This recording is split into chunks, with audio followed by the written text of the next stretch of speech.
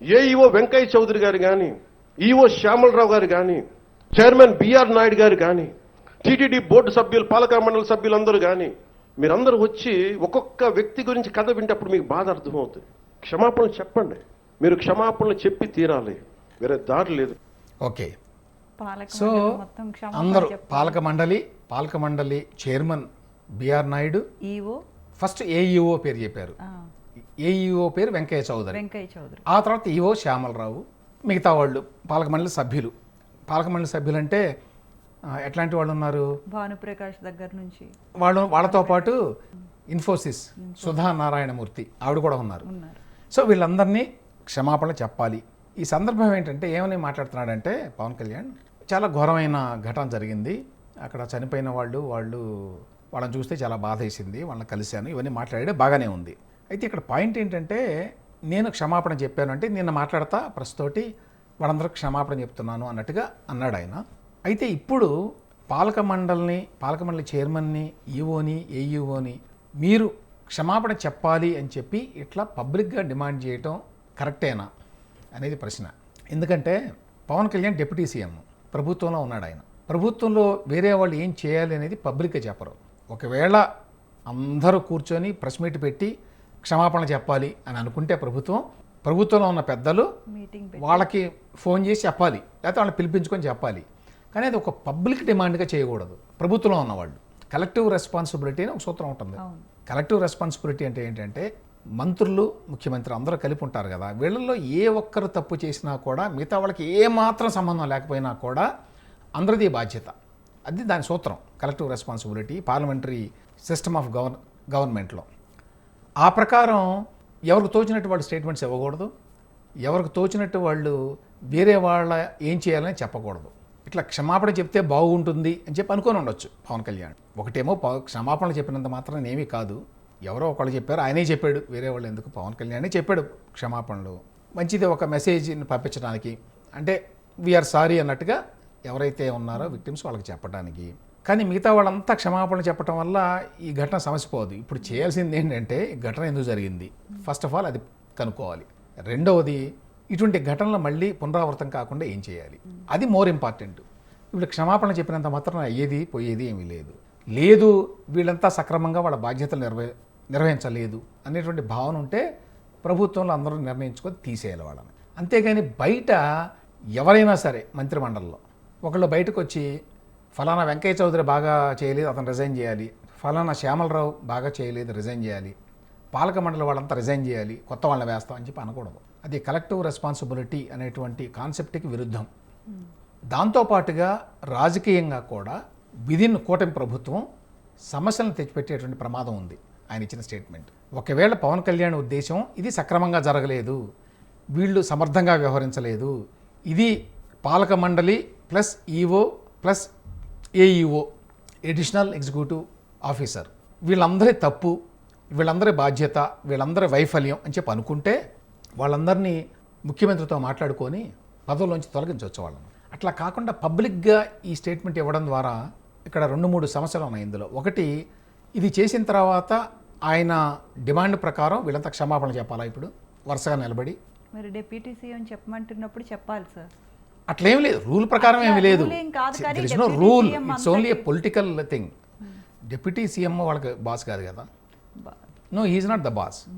ఒకటేమో వాళ్ళ డిపార్ట్మెంట్ వాళ్ళకి బాసు, ఎండోమెంట్స్ రామనారాయణ రెడ్డి గారు, లేకపోతే సీఎం.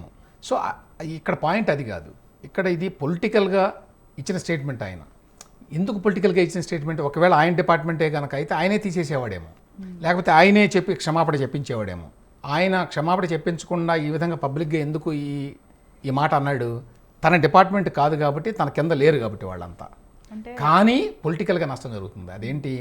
అటువంటి ఉద్దేశం ఉంటే మంత్రులు కానీ మిగతా వాళ్ళు కానీ ఇటువంటి ఘటనలు ఏం చేస్తారంటే, సార్ జనం ఇట్లా అనుకుంటున్నారు, ఇట్లా చేస్తే బాగుంటుంది మనం, లేకపోతే మన ప్రతిష్టకి దెబ్బ అని చెప్తారు ముఖ్యమంత్రికి. ఎందుకంటే అన్ని విషయాలు అందరికి తెలియవు కాబట్టి ఏం జరుగుతుంది అనేది, పబ్లిక్ మూడ్ ఏంటనేది చాలామంది చెప్పిన తర్వాత ఒక నిర్ణయానికి వస్తారు. రామనారాయణ రెడ్డి గారు ఉన్నారు ఎండోమెంట్స్ మినిస్టరు, లేకపోతే ఇన్ఛార్జ్ మినిస్టర్గా అనగానే సత్యప్రసాద్, లేకపోతే మిగతా వాళ్ళు ఎవరైనా కావచ్చు, లేదా బోర్డు మెంబర్స్ కావచ్చు. వాళ్ళ అభిప్రాయాలు చెప్తారు, ఎందుకు ఇట్లా జరుగుతోంది, ఏంటి సమస్యలు ఏమిటి అనేది. అలా కాకుండా పబ్లిక్గా స్టేట్మెంట్ ఇస్తే ఏమన్నా అది ఎంబరాసింగ్. అంటే గతంలో హోమ్ మినిస్టర్ అనిత విషయంలో కూడా అలానే చేశారు. అలానే జరిగింది. సరే అప్పుడు ఒక ఆవేశంలో అట్లా మాట్లాడాడు, ఆయనకి దురుద్దేశం ఏమీ లేదు. ఇందులో కూడా దురుద్దేశం. కానీ పదే పదే అట్లా మాట్లాడితే అది సాంప్రదాయాలకు విరుద్ధం. దురుద్దేశం ఉందా లేదని పక్కన పెట్టండి. ఇప్పుడు వేరే మినిస్టర్ ఎవరైనా సరే ఈ అంశం గురించి మాట్లాడితే ఒప్పుకుంటారా? ఒప్పుకోరు. ఈ అంశం ఎవరిది? నేరుగానైతేనేమో ఎండోమెంట్స్ మినిస్టర్ రామనారాయణ రెడ్డి గారిది, లేకపోతే ముఖ్యమంత్రి అన్నీ చూస్తాడు కాబట్టి ముఖ్యమంత్రి. వీళ్ళిద్దరూ కాకుండా ఇంకొక మంత్రి ఎవరైనా మాట్లాడారు అనుకోండి, పవన్ కళ్యాణ్ కాకుండా, అది చాలా సమస్య కదా. ఎప్పుడు మాట్లాడరు, ఇంతవరకు ఎప్పుడు చూడం మనం అట్లా మాట్లాడడం. ఏదైనా ఉంటే ఇంటర్నల్గా మాట్లాడుకుంటారు, క్యాబినెట్ మీటింగ్లో మాట్లాడుకుంటారు. క్యాబినెట్ మీటింగ్లో అందరు మంత్రులు అన్ని విషయాల గురించి అభిప్రాయాలు వ్యక్తం చేస్తారు. యాక్చువల్గా మినిస్టర్స్కి ఏ డిపార్ట్మెంట్ నుంచి అయినా ఫైల్స్ తెప్పించుకునేటువంటి అధికారం ఉంటుంది యాక్చువల్గా, కానీ జనరల్గా తెప్పించుకోరు. ఎందుకంటే అవతల మినిస్టర్ని అదే ఇబ్బంది పెట్టినట్టు ఉంటుందని. ఏదన్నా విషయం ఉంటే వీళ్ళు చెప్తారు ఆ మినిస్టర్కి, ఇట్లా ఉంది ఒక ఫైల్, ఇట్లా జరిగింది మీరు దాన్ని చూడండి అని. అందుకని వీళ్ళు తెప్పించుకొని చూడరు. కావాలంటే తెప్పించుకోవచ్చు, ఎందుకంటే అందరూ ఒకటే మంత్రివర్గం కాబట్టి. సో ఆ రకమైన సెన్సిటివిటీస్ ఏవైతే ఉంటాయో, ఆ సున్నితమైనటువంటి బ్యాలెన్స్ ఆఫ్ పవర్ ఉంటుంది పార్లమెంటరీ సిస్టంలో, దాన్ని పవన్ కళ్యాణ్ ఇక్కడ అబ్జర్వ్ చేయలేదేమో అనిపించింది నాకు ఆయన మాట్లాడిన మాటలను బట్టి. ఇప్పుడు ఏం చేస్తారు, వీళ్ళందరూ క్షమాపణ చెప్పాలి పవన్ కళ్యాణ్ మాటను గౌరవించి. ఒకవేళ చెప్పలేదు అప్పుడేమవుతుంది? అది ఇబ్బందే. సో అటువంటి ఇబ్బందికరమైన పరిస్థితిని తెచ్చుకోకూడదు. ఒకవేళ పవన్ కళ్యాణ్కి ఇక్కడ జరిగిన వ్యవహారం అంతా కూడా పెద్ద ఫెయిల్యూరు, వీళ్ళంతా సక్రమంగా వాళ్ళ బాధ్యతలు నిర్వహించలేదు అనేటువంటి ఒక అభిప్రాయం ఉండొచ్చు. ఆ అభిప్రాయాన్ని ముఖ్యమంత్రితో చర్చించి ఒక డెసిషన్ తీసుకోవచ్చు. అప్పుడు ఏ విధంగా చేయాలి, ఎవరిని తీసేయాలి, ఎవరిని మార్చాలి, ఎవరిని ట్రాన్స్ఫర్ చేయాలి, ఇలాంటివి ఏమన్నా ఉంటే. అలా కాకుండా ఇండివిజువల్గా ఒపీనియన్స్ని ఏర్ చేయకూడదు అట్లా బయట.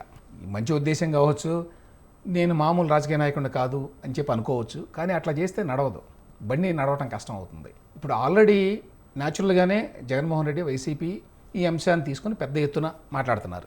ఇన్ని అపోజిషన్ మాట్లాడుతుంది, వైసీపీ మాట్లాడుతుంది, తప్పేం లేదు. ఇప్పుడు ఏమవుతుంది, ఇప్పుడు ఆల్రెడీ బీఆర్ నాయుడు వ్యవహార శైలి అనుకుంటూ వాళ్ళేదో వాళ్ళ కథలు వాళ్ళు రాస్తున్నారు.